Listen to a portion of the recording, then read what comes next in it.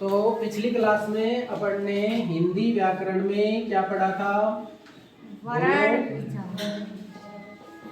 हिंदी व्याकरण में हम पढ़ रहे थे क्या? वर्ण विचार।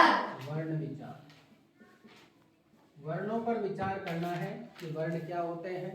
ठीक है, तो वर्ण विचार में सबसे पहले अपन ने वर्ण की परिभाषा पढ़ी थी। वर्ण किसे कहते हैं? वर्ण किसे कहते हैं?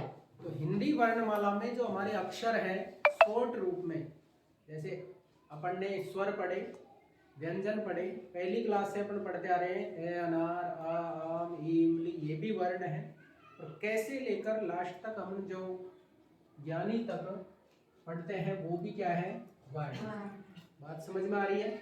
लेकिन वर्ण जो होता है वो ध्यान रखना, जैसे अपन ने स्वर पढ़े ए आ ई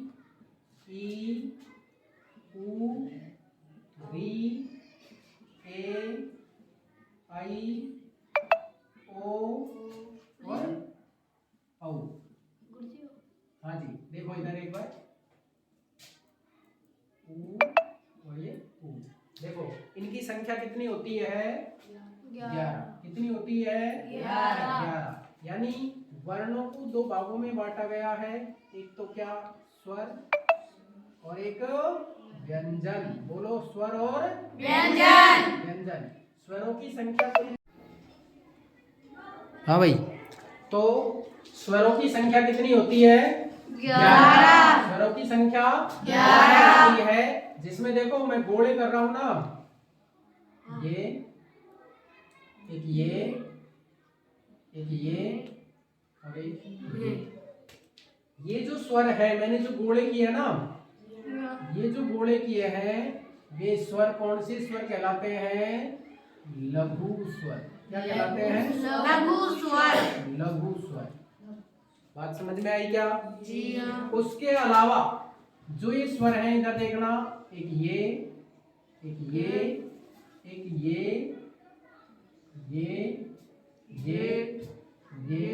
और ये सभी स्वर क्या कहलाते हैं? दीर्घ स्वर। क्या कहलाते हैं? बोलो, दीर्घ स्वर। दीर्घ स्वर। बात समझ में आई? एक बार इधर देखें, ये जो दीर्घ स्वर है, इन दीर्घ स्वरों का दूसरा नाम संधि स्वर भी है। क्या है? संधि स्वर। संधि स्वर यानी ये दो मिलकर बढ़ते हैं, इसलिए इनको संयुक्त स्वर भी बोलते हैं। क्या भी बोलते हैं? बोलो, क्या बोलते हैं? संयुक्त स्वर। स्वरों की कुल संख्या कितनी? 11। स्वरों की कुल संख्या कितनी? 11। लेकिन मात्राओं की संख्या कितनी होती है?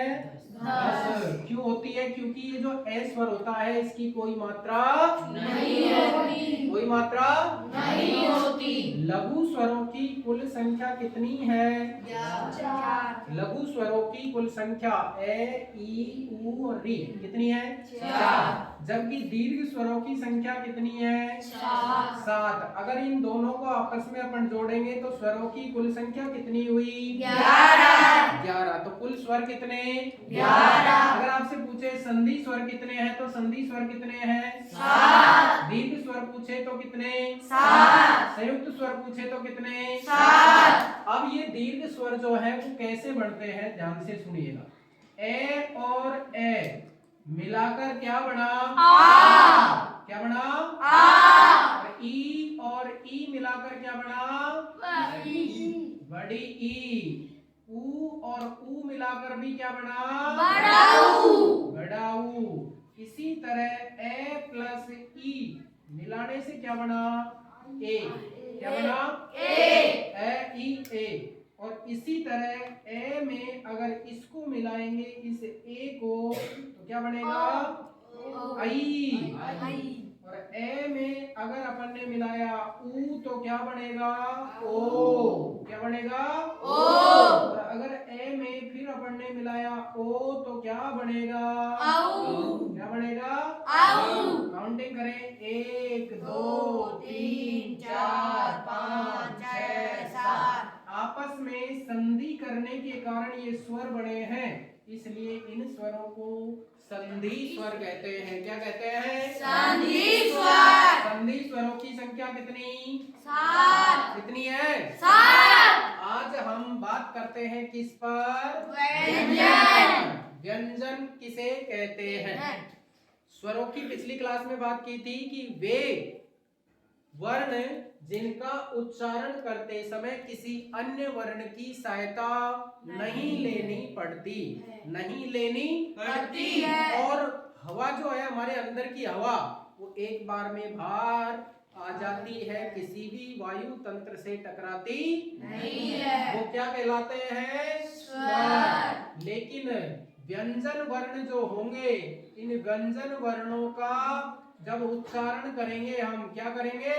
उच्चारण। तो व्यंजन वर्णों का उच्चारण करते समय हमें किसकी सहायता लेनी पड़ती है? स्वर की। किसकी? स्वर की। जैसे आपने 12 खड़ी पड़ी है, जैसे देखे ये के वर्ण है हमारा, इस के में अपने आप में क्या मिला हुआ है? ए। क्या मिला हुआ है? ए।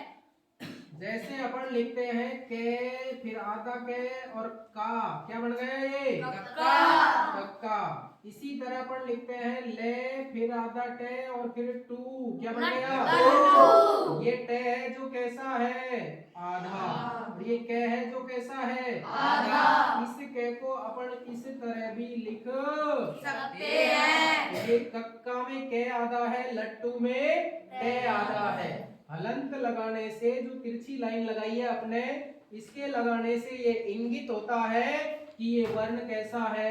आधा। कैसा है? आधा। तो वे वर्ण, अब जैसे ले का उच्चारण करेंगे तो ले में पहले से क्या मिला हुआ है?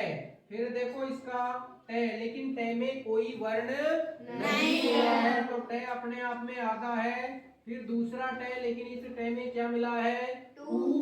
क्या मिला है? तो देखो विस्तार करेंगे, जैसे लट्टू शब्द आया और उसका विस्तार करना है तो ले प्लस ए प्लस टे प्लस टे प्लस टू। कर सकते हैं? नहीं कर सकते? जी हाँ। तो वे वर्ण जिनका उच्चारण करते समय हमें किसी अन्य वर्ण की अर्थात स्वरों की सहायता लेनी पड़ती है, वे क्या कहलाते हैं? व्यंजन। कहते हैं। वे वर्ण जिनका उच्चारण करते समय हमें किसी अन्य वर्ण अर्थात स्वरों की सहायता लेनी पड़ती है, क्या कहलाते हैं? व्यंजन। और अगर सहायता नहीं लेनी पड़ी तो? स्वर। स्वरों की कुल संख्या कितनी? 11। लघु स्वर कितने? 4। दीर्घ स्वर कितने? 7। मात्राओं की संख्या कितनी? 10। कितनी? 10। अब हम क्या पढ़ेंगे? व्यंजन। क्या पढ़ेंगे?